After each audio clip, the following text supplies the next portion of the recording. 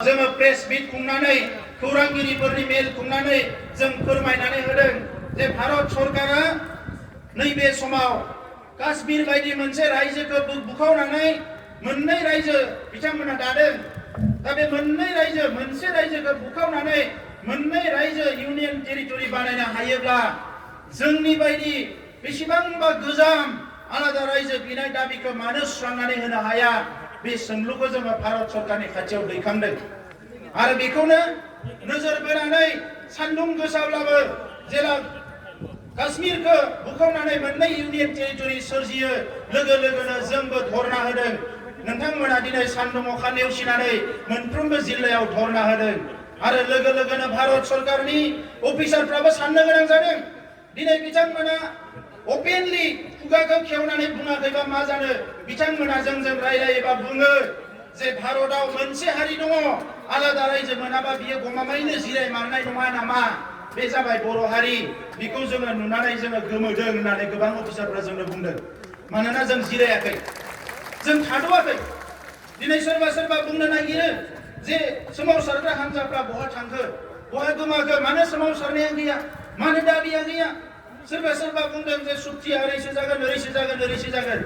जि सुक्तियानो जाया मानो, जेरैयानो जाया मानो, जोंनो मा नांगौ? जोंनो बड'लेण्ड नांगोन। जेसेबां हायो थाबनो जोंनो बड'लेण्ड नांगौ। जों बेखौसो लुबैदों आरो बिनि थाखायनो बड'लेण्डखौ मोननो थाखाय जेराव सिरि थानांगौ जों थादों, जेराव होख्रावनांगौ होख्रावदों। जि समाव थै होनांगौमोन बर'नि बिर जोहोलावफ्रा होलांबाय, जि समाव मुंख्लं जानांगौमोन जालांबाय, जि समाव पुलिस मिलिटारिजों गावजानांगौमोन गावजाबाय। बर' हारिया गासैखौबो जेरैबायदि नांगौ एरैनो मावबोदों। बिनि ओंथिया मोनसेल', बिनि थांखिया मोनसेल', जे जोंनो राजखान्थि मोन्थायखौ नांगौ, आलादा रायजोखौ जोंनो जेरैखि जाया नांगौ। दा बेवहाय खुनु गोनो गोथो जानो नाङा रायजोफोर, गोनो गोथो जानायनि प्रश्न गैया। दिनै राजखान्थिया फैगोन आरो थांगोन। बड'लेण्ड बिनाया राजखान्थि दाबि नंगौ, नाथाय बड'लेण्ड मोननो थाखाय जि हाबा मावदों बियो राजखान्थि नङा। बियो हारिनि उदांस्रिनि थाखाय मावनाय खामानिसो, हारिनि रैखाथिनि थाखाय मावनाय खामानिसो, हारिनि सोरगिदिं जौगानायनि थाखाय मावनाय खामानिसो। बड'लेण्ड दाबिया राजखान्थि दाबि। बड'लेण्ड मोननो थाखाय जि हान्थिनाय लामा, बे हान्थिनाय लामाया राजखान्थि लामा नङा। बे हान्थिनाय लामाया जाबाय रिभलिउसननि, जांख्रिथायनि, बिग्रायारिनि मोनसे लामा। दा नंखायनो जोङो बेखौ बावनानै थांनो मोननाय नङा मानगोनां रायजोफोर आरो लोगोसे दैदेनगिरि नोंथांमोनबो। आं बयखौबो खावलायनो नागिरो जे जेब्लायसिम बड'लेण्ड मोना अब्लासिम बर' हारिनि सोमावसारनाया सोलिबाय थानांगोन। दा बेनिखायनो मानगोनां रायजो राजा नोंथांमोन, दा बे समाव भारत सरकारनि जि पलिसि, बे पलिसिया नर्थ इस्टनि थाखाय नङाब्ला दुलाराय भारतनि थाखाय गोदान गोदान रायजो बिग्राफोरनि थाखाय मा जागोन बेखौ बिथांमोना दाबो स्पष्ट रावजों बुंनो नागिराखै। दा बेनिखायनो जोङो प्रेसार क्रिएट खालामनो थाखाय इन्डियायाव बबे बबे पलिसिजों हायो बे पलिसिफोरखौ लानो थाखाय जोङो गोबां रोखोमनि एक्सारसाइजफोरखौ जों खालामबाय थादों। जोंनियाव लामाया मोननै दङमोन। मोनसेया जाबाय डेम'क्रेटिक सोमावसारनाय, गुबुन मोनसेया जाबाय सिलाय लानानै सोमावसारनाय। आरो सिलाय लानानै सोमावसारनायनि जि लामा, बेखौबो जोङो दुलाराय बर' रायजो राजाफ्रा जेला सिजफायाराव फैबाय बै समनिफ्रायनो जोङो बेखौ जेरैखि जाया प्रेसार होनानै खौसे जानानै जुजिनानै जेंना सुस्रांनायसिम लांनो हायो नामा बेखौ जोङो नाजाबोदों। दिनै मोनसेबो लामाखौ जों नागाराखै। डेम'क्रेटिक मुभमेन्टआथ' एनि टाइम दङ जोंनियाव। दुलाराय बर' फरायसा आफाद, बै समाव बिपिएसि दङमोन, आबोब जिमान आफाद दङ, बयबो ज' ज' सोमावसारबोदों जोंनि बर'नि आफादफ्रा। आरो फारसेथिं जेला बिएलटिनि सिजफायार जादों बै समाव बेखौ प्रेसार होनो थाखाय जेफोर मुभमेन्ट प्रग्राम जादों बेवहाय रायजो राजाफ्रा ओंखारदों। एनडिपिआ 2005 मायथाइनिफ्राय सिजफायार जाजेननायनिफ्रायनो जेसेबां एनडिपिआ खावलायदों, बे एनडिपिनि खावलायनाय महरै रायजो राजाफ्रा जों बयबो राजा लामायाव फैदों, सरकारखौ नारसिनदों, धरना होदों, रेलि खालामदों, रेल होबथादों, नेशनेल हाइवे होबथादों, जाहाथे जि हाबाफारिखौ गणतान्त्रिक भावे मावनानै प्रेसार होनो हायो बेखौ जोङो मावबोबाय थादों। मानोना जोंनो आलादा रायजो नांगोन। दा बेनिखायनो नैबे समाव जों बयबो साननानै लानाङा मानगोनां रायजोफोर, सुथुरा लोरबां जाबाय होननानै सुथुरा दाबो लोरबां जायाखै, सुथुरा गोख्रोङैनो दङ। दिनैनिफ्राय 50 बोसोर सिगाङाव सुथुरफ्रा जेरै गोख्रोंमोन दिनैबो एखे गोख्रोङैनो दङ। गावसोरनि थाखाय माबा माबि मावनानै लागासिनो दङ। दिनै NRC खालामदों गावसोरनि सार्थआव दिनै 6 क्ल'ज 6 खौ आसाम एकर्डनि क्ल'ज 6 खौ इमप्लिमेन्ट खालामनायनि कमिटि दादों आसाम एकर्डनि क्ल'ज 6 आव मा दङ 2 नं फारिलाइयाव मा दङ आसामनि हारसा मानसिफोरनि रक्षा कवच मोननांगौ हारसा मानसिफ्रा रैखाथि थाबसि मोननांगौ होननानै बिथांमोना दाबि दैखांदों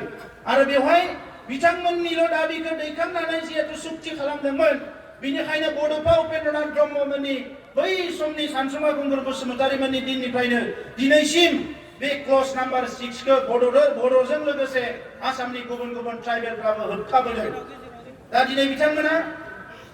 मोनसेनि उनाव बबे मोनसेबा हाबाफोरखौ मावफुंनो हायाब्ला जायखौ मावनानै जोंखौ लोरबां खालामनो हायो आरो गावसोरखौ गोख्रों खालामनो हायो बे हाबाफारिफोरखौ बिथांमोना मावनो खाबु लाबाय थायो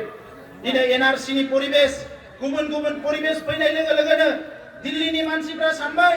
जे दिनै जोंनि थांखिखौ बेवहाय इमप्लिमेन्ट खालामनो हानाय मोनसे लामा फैबाय आरो बेखौनो आसामनि माखासे सानसुमैफ्रा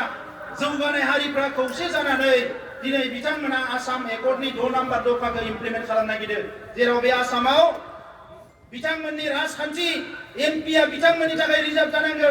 एमएलएआ बिथांमोननि थाखाय रिजार्भ जानांगौ गोजौनिफ्राय गाहायसिम जेसेबां राजखान्थिनि खाबु बियो बिथांमोननि थाखाय जानांगौ साख्रि बाख्रि स्टेट गभर्नमेन्टनि जेसेबां ओंखारगोन 100% बिथांमोननि थाखाय रिजार्भ जानांगौ राव थुनलाइ हारिमु गासैबो बिथांमोननियासो थांना थानांगोन जोंनि बेवहाय हांखो मोनसेबो लिरनाय गैया आरो बिनि थाखायनो दुलाराय बर' फरायसा आफादा जेब्ला बिथांमोननि बे पलिसिया फैयो लोगो लोगोनो जोङो क'क्राझाराव इन्टेलेक्चुवेल मिट लिंनानै गुवाहाटीयाव बर'नि जेसेबां माहारि आफाद दङ गासैखौबो लिंनानै जों ज' जानानै सावरायनानै माहारि आफादफोरनि सागान लानानै भारत सरकारनो जोङो मेम'रेन्डाम हरदों आसाम सरकारनो मेम'रेन्डाम हरदों जे जेरैखि जाया बियो इमप्लिमेन्ट जानो मोना आरो बे इमप्लिमेन्ट जानो थाङोब्ला लोगो लोगो जोंनि रैखाथिखौबो भारत सरकारा रोखा खालामनानै होनांगोन जोङो बिथांमोननो दाबि दैखांदों दा नंखायनो रायजोफोर दिनै बिथांमोननि जि षड़यन्त्र जि खैसारि बे मालाबाबो खम जायाखै बर' मिडियामनि सेपारेट डाइरेक्टरेट दिनैसिमबो होआखै सेल मोनसे दानानै होदों थाखा फैसा होआ बेसेबांबा दुर्बल मास्टारा गैया जोंहा राव रोङै मास्टार थिसनगासिनो दङ BTC आवबो बेबायदि जादों होननानै बहाबा जों रेकर्ड मोनदों आङो बिथांमोनखौ खावलायदों हायार सेकेन्डारि सेक्सनानो जाथों कलेज सेक्सनानो जाथों बेवहाय जाहाथे बिथांमोना नोजोर होयो उदांस्रिनि 50 बोसोराव दिनै मोजां सोलोंथाइ मोनैनि थाखाय जोंनि हारिया गोग्लैसोनानै थानो गोनां जाबाय दिनै जि एसे सुबिदा मोनदों बेजोंनो जोंनि मानसिया गिबियाव बांसिन सोलोंथाइनि सुबिदाखौ मोननांगोन साख्रि बाख्रिनि सुबिदाखौ मोननांगोन जोंनि गोरिब गुन्द्राफ्रा नांगौ बायदि अनसुंथाइखौ मोननांगोन बे गासैबो सुबिदाखौ जाहाथे जोंनि मानसिया मोनग्रोयो बिनि थाखाय जोंनि दैदेनगिरिफ्रा बेखौ नोजोर होनांगोन आं बिथांमोनखौ खावलायदों दा मानगोनां रायजोफोर बिथांमोना आखाइजों बुनानै जोंखौ बुथारनो नागिराखै नाथाय जोंखौ ओंखाम रसा नांहोनानै फोथैनो नागिरो बे पलिसियाव थांगासिनो दङ दा बेनिखायनो जोङो नैबे समाव जोंनि गेजेराव गावस्रा गावस्रिया बारा मोजां जानाय नङा रायजोफोर जोङो खौसे जानांगोन आरो बयबो मिथिगौ बयबो बुङो उन्दैनिफ्राय बोराय बुरै बयबो गावसोरनि खुगायाव जोंनि बर' हारिनि खुगायाव रायलायो जोंनो खौसे नांगौ दिनै खौसे होननाय सोदोबा बेसेबांबा बेसेन गोसा सोदोब बर' हारिनि थाखाय दा नैबे समाव जों खावलायगोन जे बर' हारियाव गावस्रानायनि खामानिखौ जाहाथे रावबो मावा बेखौ जोङो बिथांमोनखौ बयखौबो खावलायगोन बिग्रायारिफोरनि गेजेरावबो गावस्रानाया दा फैदों राजखान्थिनि गावस्रानायखौबो फोजोबनो थाखाय जोङो आवगायबोगासिनो दङमोन दिनै मा जानानै दङ जोंहा राजखान्थि हान्जानि दैदेनगिरिफ्रासो मिथिसिगौ जेला बयबो खौसेनि खोथा बुंबाय खेबनै जोंहा एमपिआ गोमानांबाय आरो नै आथिखालाव बुंगासिनो दङ बेसेबांबा थैजों मोननाय बेसेबांबा जांख्रिखांनानै सोमावसारनानै जुजिनानै मोननाय जि BTC बेखौबो सेनो थाखाय माखासे आवगायबोगासिनो दङ गोबां षड़यन्त्र जायो गुवाहाटीनिफ्राय बिथांमोना सिगाङाव फैया नैबेनि मानसिफोरखौ सिगाङाव फसङो नाथाय टटेल डिजाइना स्ट्रेटेजिया रिमट कन्ट्रला गुवाहाटीनिफ्राय जाबाय थायो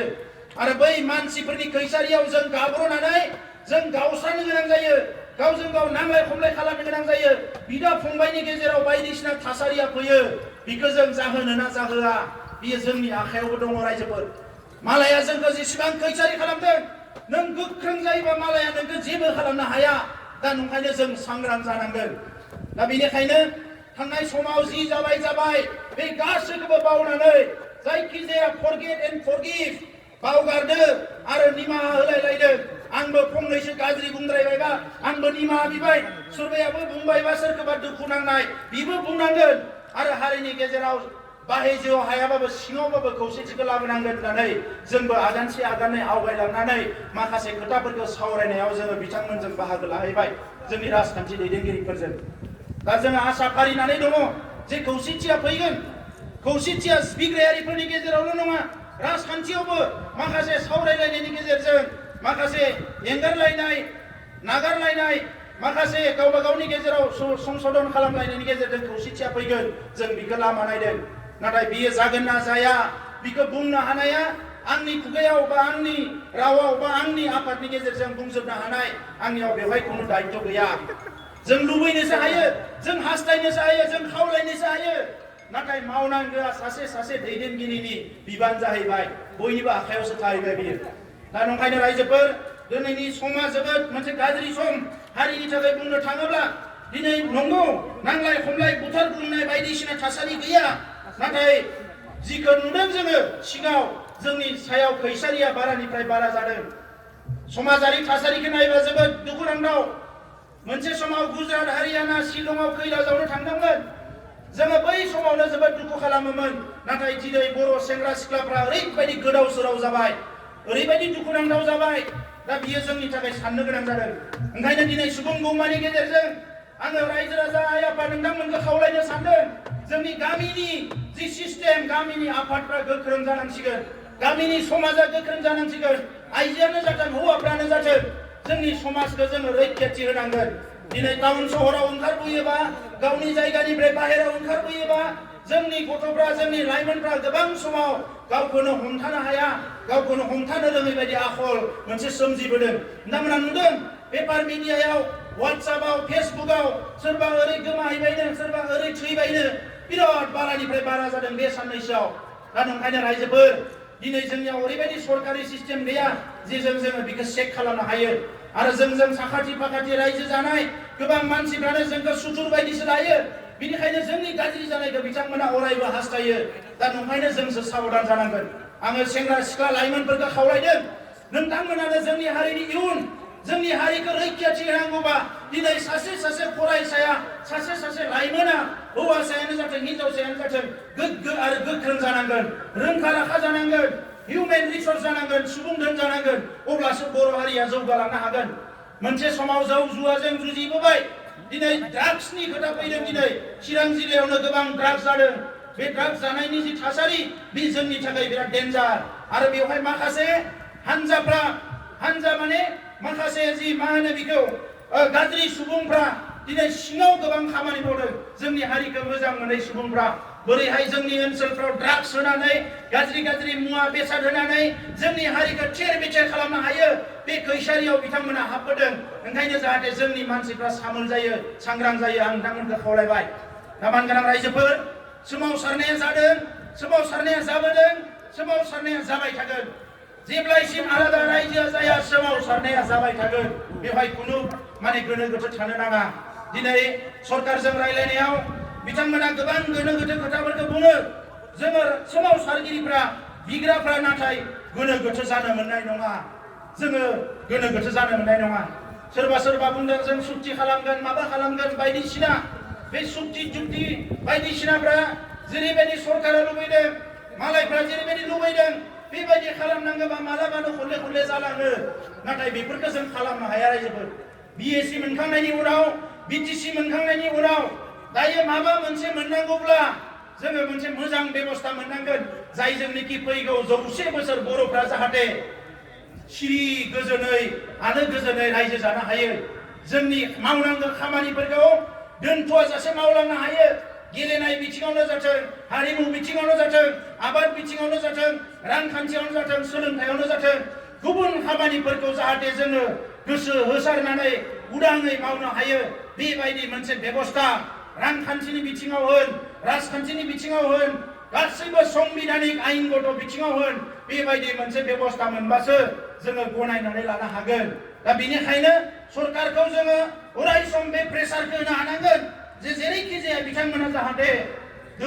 जोंखौ बेबायदि माने मा होनो थांखिनिफ्राय दोरोद होनो हाया आरो जोंनि थांखिखौ सुफुंनायाव बिथांमोना खामानि मावनो बाध्य जायो बिनि थाखाय जों प्रेसार होबाय थानांगोन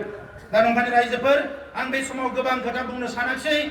बोथोराबो जोंजों एसे मदद होबाय बिथांमोना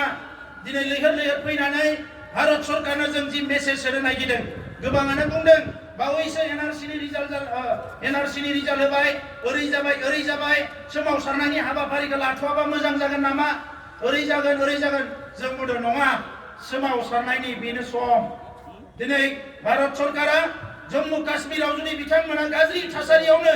मोननै इउनिट टेरिटरि सृष्टि खालामनो हायोबा मोजां थासारियाव जोंनो मानो सोरजिनानै होनो हाया दा नंखायनो गांदों जों उखैदों जों दुखु जालायाव गोग्लैदों जों गासैबो जेंनायाव दङबा जोंनि हा हुआ रैखाथि गैया दिनै जों मानो सोमावसारनाङा जों मानो बिनाङा जों मानो आन्दोलन खालामनाङा जों मानो दाबि दैखांनाङा बिनि थाखाय खुनु सम तारिख गैया जों आवगायलांनांगोन दा बेनिखायनो दिनै बेवहाय सुबुं गौमा जाबाय आरोबाव सुबुं गौमा जाबावगोन बिनि उनाव दिल्लीयावबो अल इन्डियानि रायजो बिग्राफोरनि माखासे सेमिनार आरो आन्दोलनफोर दङ बेजों जोङो गभर्नमेन्टखौ प्रेसार होनो थाखाय जों खामानि मावलांबाय थागोन दिनै गोबाङानो सोंदों जे नोंसोरनि दाबिजों हिरा सरनिया गाज्रि मोनगोन नामा बर'फ्रा गाज्रि मोनगोन नामा आं खौरांगिरिफोरनि सिगाङाव बुंदों सोरबाया बुजि मोनै मानसिया गाज्रिबो मोनगोन दुखुबो मोनगोन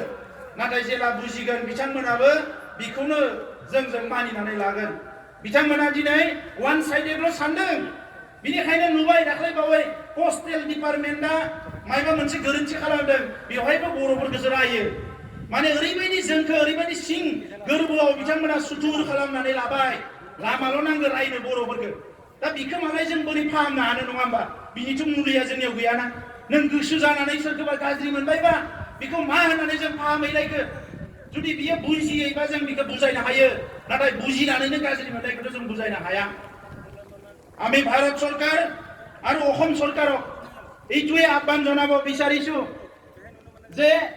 যি জাষ্টিস আপোনালোকে ডিলে কৰি আছে এই জাষ্টিসটো অতি শীঘ্ৰে দিব লাগে নহলে যি দোষ এই অঞ্চলৰ ৰাইজে যে আগুৱাই যাব পৰা নাই উন্নয়ন আৰু নিৰাপত্তা পোৱা নাই ইয়াৰ কাৰণে দোষী কিন্তু আপোনালোকে হ'ব তেলেঙ্গানা গঠন কৰাৰ পিছত ভাৰতত নতুন ৰাজ্য বা ইউনিয়ন টেৰিটৰি সৃষ্টি হ'ব এই কথাটো আমি মানে এই সময়ত চৰকাৰৰ কথাটো চাই পেলাই আমি আশা কৰা নাছিলো এই সময়ত চৰকাৰে ক'লে যে তেলেঙ্গানা এটা পাৰ্টিকুলাৰ এটা সিচুৱেশ্যনৰ কাৰণে আমি গঠন কৰা হ'ল ভাৰতত যেতিয়া নতুন পলিচি হ'ব